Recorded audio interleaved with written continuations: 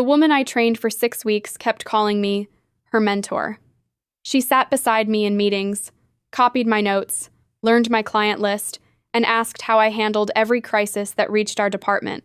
I believed the company was preparing her to support me. Then, on a Friday afternoon, my manager closed the conference room door and said, "We have decided to restructure your position." The woman I had trained was sitting in my chair before my access badge stopped working. They expected me to hand over 14 years of knowledge, accept a small severance package, and disappear quietly. What they did not know was that their largest competitor had been trying to recruit me for months. By Monday morning, I had accepted the offer. 3 months later, my former employer called and asked whether I would help repair the damage my replacement had created using the very system I had warned her not to change. My name is Natalie Brooks, and I was 47 when this happened. I worked for a regional logistics company in Columbus, Ohio, called Meridian Medical Freight. Meridian specialized in time-sensitive deliveries for hospitals, laboratories, pharmacies, and medical device suppliers. We did not transport ambulances or organs. We handled the less dramatic shipments that still mattered enormously: surgical kits, temperature-controlled medications, diagnostic samples, replacement parts for hospital equipment. A delayed delivery could cancel procedures, damage inventory, or leave a clinic without essential supplies. My title was Director of Client Operations. That meant I sat between sales promises and operational reality. Sales told clients what Meridian could do. Dispatch tried to make it happen. Drivers dealt with weather, traffic, mechanical failures, and bad addresses. My team made sure no one discovered a problem only after a delivery failed. I had joined Meridian 14 years earlier as an account coordinator. At the time, the company employed fewer than 80 people and operated in 3 states. By the time I was fired, we had more than 300 employees, 12 hubs, and nearly $120 million in annual revenue. I did not build the company alone. No honest manager says that.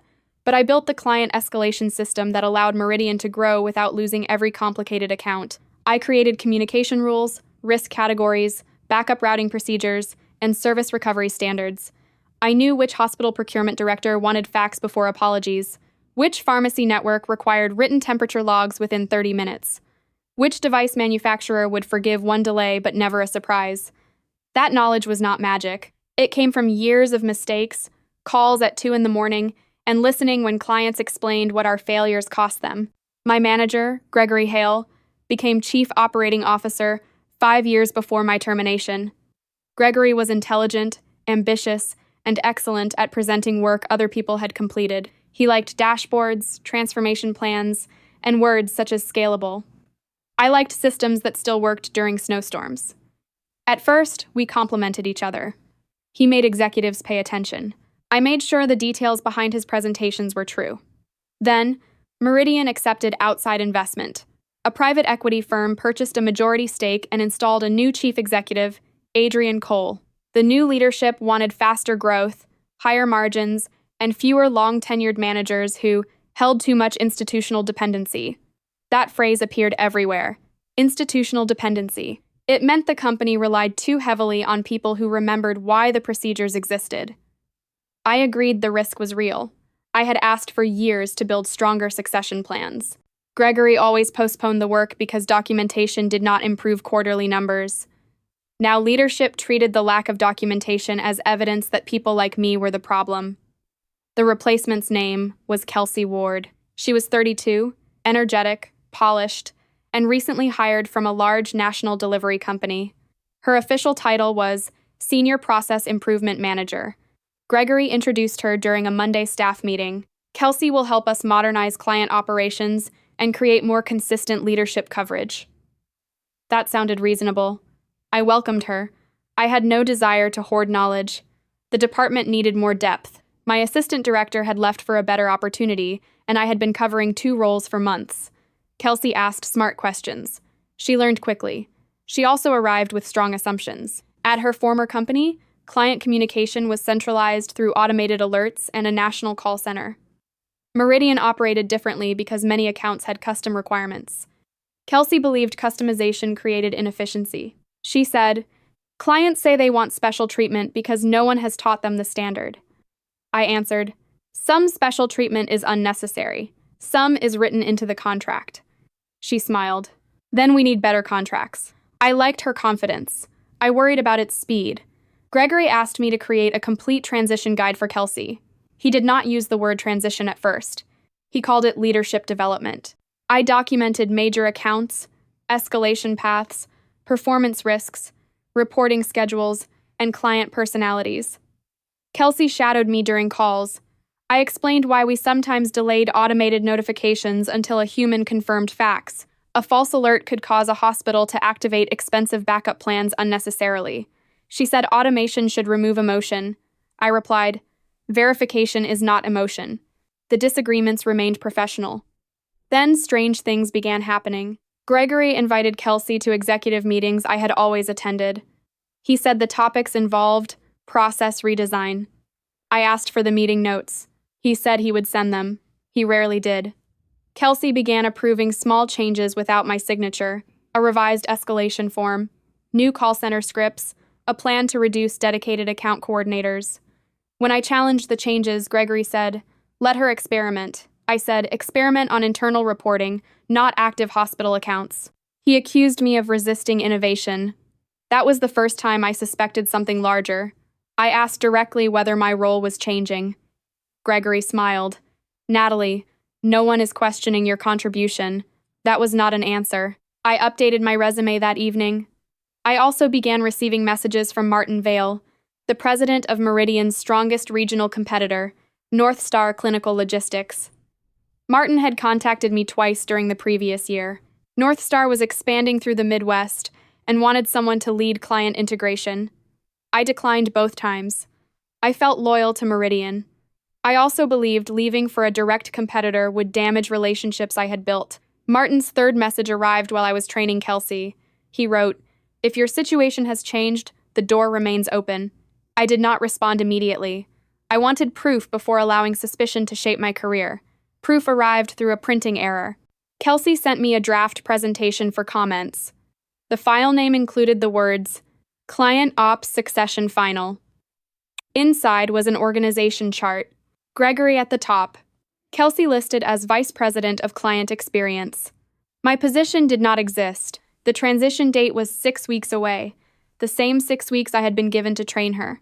I stared at the screen until the words blurred. Then I checked the document properties. Gregory had created the original file 2 months earlier, before Kelsey's first day. They had hired her to replace me. The training had never been leadership coverage. It was extraction.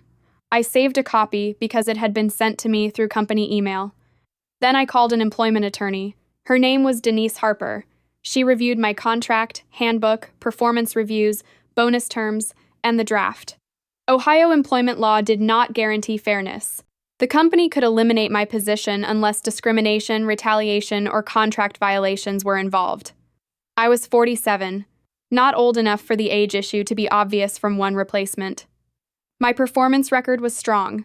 The company might still call the decision restructuring. Denise advised me not to take confidential information or client data. She also told me to document communications and review any severance carefully.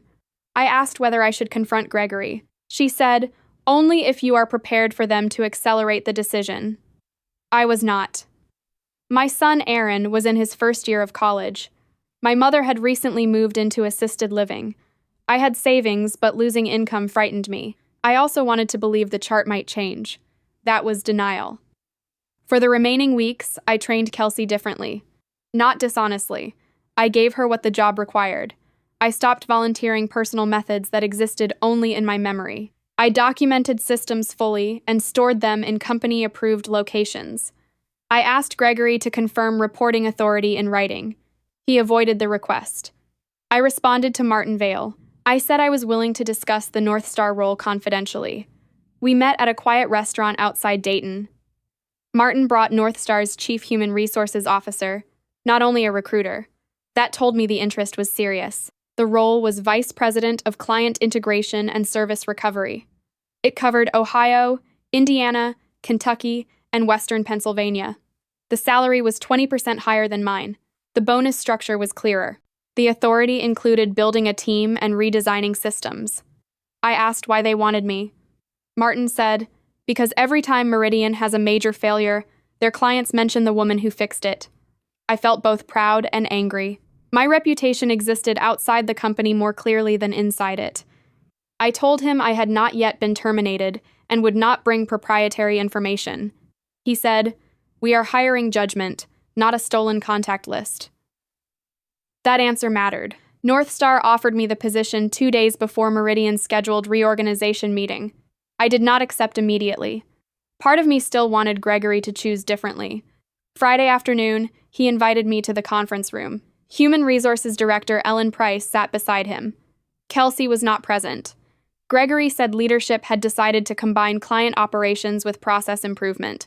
My director role would be eliminated. Kelsey would lead the new function. My final day would be that day. They offered 10 weeks of salary, benefits through the end of the month, and payment of earned vacation if I signed a release. My annual bonus would not be paid because I would not be employed on the payout date. That bonus represented nearly $30,000 earned from the previous year's results. I asked why the transition was immediate after I had spent 6 weeks training her. Gregory said, "A clean handoff reduces confusion." The handoff was planned before she arrived. His face changed. I mentioned the organization chart. Ellen looked toward him. Gregory said, "Drafts were not final decisions." The creation date was 2 months before her first day. He became defensive. "This is a business decision." "Yes." I looked at the severance agreement. So is my response. I did not sign. I collected personal items under supervision. My access ended while I packed. Employees watched through glass walls. Kelsey appeared near my office. She looked pale. "I did not know they were ending your role today." "Did you know you were replacing me?" She hesitated. That was enough. I knew the structure might change. "You called me your mentor." "You were." "No, I was your transition plan." She began crying. I did not comfort her. I also did not insult her. She had accepted an opportunity. The deception belonged mainly to leadership. Still, she had benefited from my trust without offering honesty. That was her responsibility. I walked out carrying one box. In the parking lot, I called Martin. "I accept." He asked when I could start. "Monday." North Star completed background checks and paperwork over the weekend. The speed was unusual, but the offer had already been approved. I signed after Denise reviewed the agreement. The competitor did not steal me. Meridian released me, and I chose where my experience would go next. That distinction became important. At North Star, I expected immediate satisfaction. Instead, I felt grief. The systems were unfamiliar. The culture was different. Some employees distrusted me because I came from Meridian. A director named Paul Jameson said, "Are you here to turn us into them?" "No." "Then why hire you?" "To help us stop making different mistakes." He laughed. That broke the tension. I spent the first month listening. North Star had strengths Meridian lacked. Better driver technology, clearer accountability, stronger regional management. It also had weak client escalation practices. Problems moved upward too slowly because leaders feared overreacting. I built a service recovery team using lessons from Meridian without copying proprietary documents. Knowledge belongs partly to experience. Specific files belong to employers. I respected the line. Meanwhile, Meridian changed quickly. Former colleagues called. I asked them not to share confidential information. Still, general news traveled. Kelsey eliminated dedicated account coordinators for several mid-sized hospital systems. She moved communication to a centralized support queue. Response times improved for simple requests. Complex issues became harder to route. She changed escalation thresholds to reduce the number of incidents reaching executives. On paper, performance looked better. In reality, problems remained unresolved longer before appearing. That was the danger I had warned her about. The midpoint arrived through a client called Halcyon Surgical Network. Halcyon operated 8 outpatient surgery centers. They required sterile instrument kits delivered before 6 each morning. If a shipment was delayed, the center needed immediate confirmation, so surgeries could be rescheduled before patients arrived. Kelsey replaced their dedicated coordinator with automated alerts. One winter morning, a truck broke down outside Cincinnati. The system marked the shipment delayed. Then a dispatcher changed the route, and the alert reset incorrectly. No human called Halcyon. Patients arrived. Staff prepared rooms. The kits did not. 23 procedures were canceled. Halcyon's contract allowed penalties and termination for repeated communication failures. The financial loss was serious. The trust damage was worse. Halcyon's operations director, Lisa Moreno, had worked with me for 7 years. She called my North Star office. I told her I could not discuss Meridian's incident or solicit business improperly. She said, "I am not asking you to discuss them. I am asking what North Star would do differently." I transferred her to sales and disclosed the prior relationship. North Star followed legal and ethical review. Halcyon later issued a competitive bid. Meridian accused North Star of exploiting inside knowledge. We had not. Halcyon chose to review vendors because Meridian failed. That difference did not make my former company less angry. Gregory sent me a letter accusing me of violating non-solicitation obligations. My contract contained no enforceable client non-solicitation after termination beyond misuse of confidential information. Denise responded. The threat ended. Then Meridian's deeper problem emerged. The automated system Kelsey introduced classified incidents based on data fields entered by dispatch. If dispatch selected route adjustment instead of service failure, executive alerts could be avoided. Managers under pressure learned to choose the less serious category. Not because Kelsey instructed fraud directly, because she tied bonuses to reduced escalations before validating whether incidents were actually decreasing. The dashboard improved. Reality did not. 3 months after my firing, Meridian's chief executive called me. Adrian Cole, not Gregory. He said, "We need an independent assessment." I asked why. He explained that Halcyon was not the only issue. A pharmacy client had received incomplete temperature documentation. A device manufacturer had complained that escalation records were missing. The board wanted me to review the new client operations system and recommend corrections. I almost laughed. You replaced me with the person who built it. We need someone with historical knowledge. You eliminated my position because historical dependency was a risk. Silence. Then Adrian said, "That may have been handled poorly." Handled poorly? He corrected himself. The decision was poorly made. I respected the change. I said any work would require North Star's approval, written conflict safeguards, a consulting agreement, and no access to competitive strategy. Martin was not enthusiastic. That is not our responsibility, no. But the consulting fee and boundaries can make it worthwhile. He studied me. You also want to walk back in there. I did. I wanted Gregory to see me return with authority he had tried to erase. That motive was real. Martin approved limited consulting outside North Star's accounts, provided legal teams agreed. My rate was high. Meridian accepted. I returned to the building on a Tuesday morning. My old badge no longer worked. The receptionist printed visitor across a temporary pass. That word felt satisfying. I was not theirs anymore. Adrian led me to the conference room. Gregory sat at the table. So did Kelsey, Ellen, legal counsel, and 2 board representatives. Kelsey looked exhausted. Gregory looked angry. He said, "This creates a serious reporting problem." I answered, "Then report accurately." Adrian asked me to begin. I reviewed incident records, system settings, contracts, staffing changes, and communication logs. The problem was broader than one person. Kelsey had made risky changes. Gregory had pushed for rapid cost reduction. The chief executive had rewarded lower escalation numbers without asking whether client complaints matched. Dispatch managers adapted to incentives. Human resources ignored turnover warnings. The replacement had not failed alone. Leadership had created conditions where appearing efficient mattered more than seeing risk. Kelsey defended the centralized model. She said it worked at her former employer. I replied, their clients had different service requirements. Customization was making Meridian unscalable. Then, contracts needed renegotiation before service was standardized. Gregory interrupted. We could not wait 2 years. And now you may lose accounts built over 20. The room became quiet. The stronger revelation appeared inside Gregory's emails. He had instructed Kelsey to target a 35% reduction in client operations staffing before completing the process review. He also told her that executive escalations needed to fall by half during the first quarter. Kelsey warned in one email that incident classification might need manual audit. Gregory replied, "We need visible improvement first. We can refine controls after leadership sees momentum." He had not only replaced me, He had set my replacement up to produce a result that looked successful quickly. Kelsey made choices inside that pressure. She remained responsible for ignoring contract differences and dismissing staff concerns. Gregory remained responsible for demanding optics before controls. At the final board presentation, I explained both. Gregory accused me of using the review for revenge. I said, I wanted revenge when I accepted this work. Then I saw canceled procedures and missing temperature records. The facts became more important than my satisfaction. He said my analysis was biased.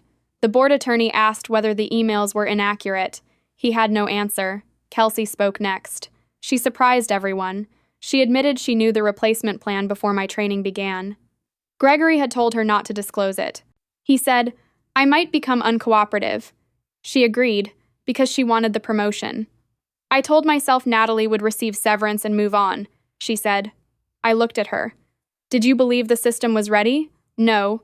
Why launch it? Because I thought asking for more time would prove I was not ready for your job. That was the human truth beneath her decisions. She had been given a role as a test.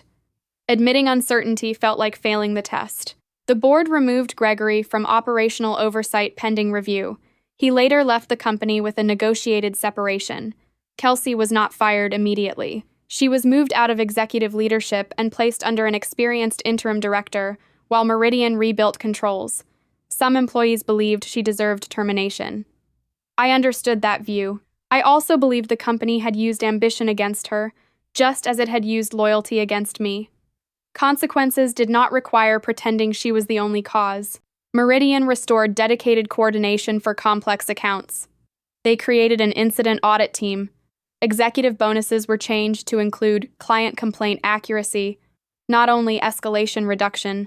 The company offered Halcyon substantial credits and corrective commitments. Halcyon still moved part of its business to Northstar, not because I took it, because trust once broken rarely returns at full volume.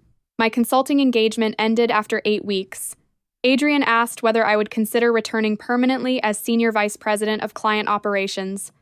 The salary exceeded my Northstar package. The title was larger than the one they eliminated. For a moment, I imagined accepting. Returning to my old building, choosing the department structure, watching everyone understand my value. Then I asked, why do you want me now? He said, you understand the business. That was true before you fired me. He did not argue. I declined. Northstar had hired me before Meridian admitted its mistake. More importantly, I had begun building something there that did not depend on proving my former employer wrong. I stayed with Northstar. That choice was not pure loyalty. The compensation was good. The authority was real. Martin had treated my judgment as an asset, rather than a temporary emergency tool. I wanted to see what I could create without spending every meeting defending history. Kelsey contacted me 6 months later. She had resigned from Meridian and accepted a process manager role at a healthcare distributor. Not vice president, a position where she could learn without pretending to know everything. We met for coffee. She apologized, not only for taking the role, for allowing me to train her under false circumstances. I thought if I told you, you would stop helping me. I might have. That is why Gregory said not to. My likely reaction did not give you the right to remove my choice. She nodded. I know now. I asked whether she blamed me for the review. At first, and now, I blamed you because the alternative was admitting I wanted the title enough to ignore what I saw. That honesty allowed me to release some anger. We did not become friends. I later served as a reference when she applied for a certification program. I described her strengths and the circumstances truthfully. Helping her grow did not erase what happened. It prevented the betrayal from becoming the only meaning of our connection. My relationship with former Meridian employees continued carefully. Some joined Northstar later through normal hiring. I did not recruit people using confidential lists. They applied because the industry was small and Meridian had lost trust internally. That was another consequence. Leadership called disloyalty. Employees are not property. Loyalty cannot be demanded after honesty is withdrawn. At Northstar, I became executive vice president 3 years later. We expanded into 2 new states. I made mistakes.